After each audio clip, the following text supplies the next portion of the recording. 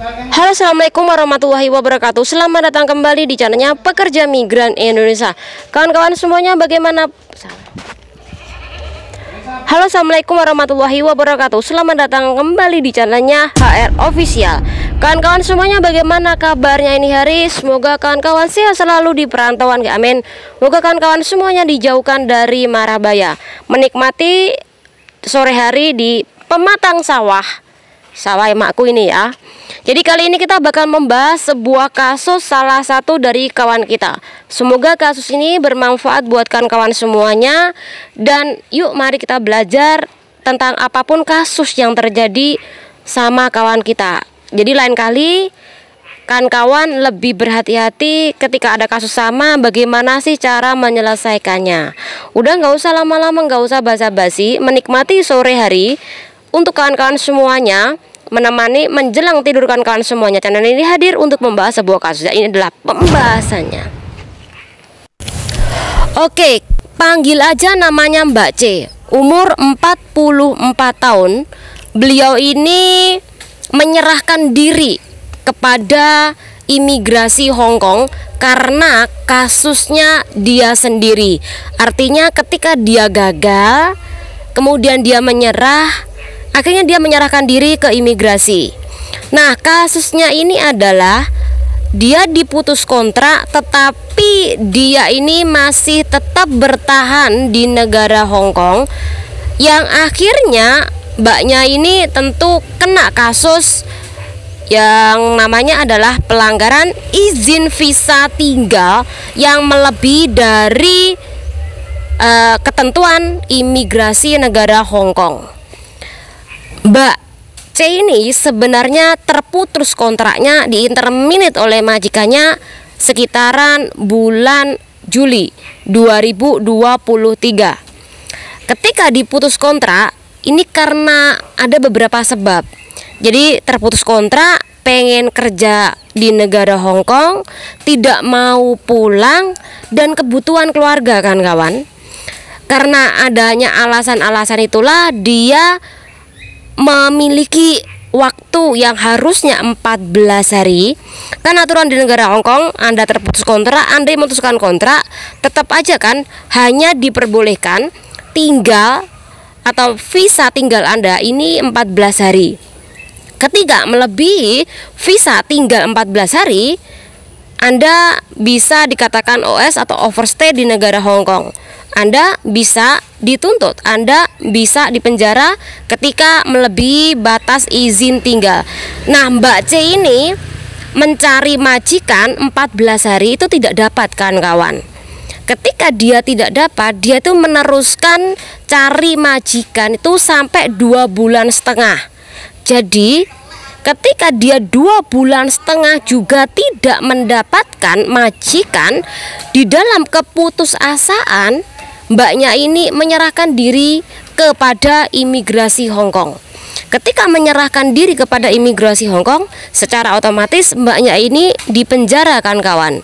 Mbaknya ini dipenjara, kemudian disidang oleh imigrasi di daerah Satin sana. Ketika disidang, apakah mbaknya ini tidak ada pendampingan hukum? Sekali lagi, ada pendampingan hukum.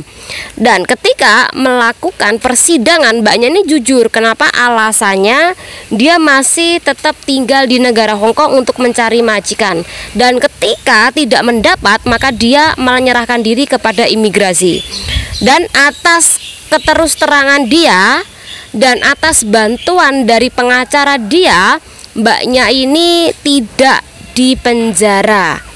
Dan mbaknya ini masih ditoleransi oleh imigrasi, yang dimana jika di dalam 1 tahun mbaknya ini berkelakuan baik, tidak melakukan pelanggaran di negara Hong Kong, maka dia diperbolehkan untuk terus bekerja di negara Hong Kong. Oke, di dalam kasus seperti ini bagaimana sih kita mengambil pelajaran? Yang pertama yang harus kawan-kawan ingat, memang ketika majikan sudah tidak mau kita, atau majikan sudah tidak sepaham dengan kita, tidak sepemikiran kita, pasti ujungnya kita bakal di-interminate kan kawan. Ketika di-interminate, mau tidak mau Anda harus pulang ke kampung halamannya ketika masa izin tinggal Anda ini lebih dari 14 hari. Jadi pulang. Ketika Anda tidak pulang, maka Anda bisa OS dan melanggar izin visa tinggal di negara Hong Kong. Anda bisa dipenjara, Anda bisa tuntut.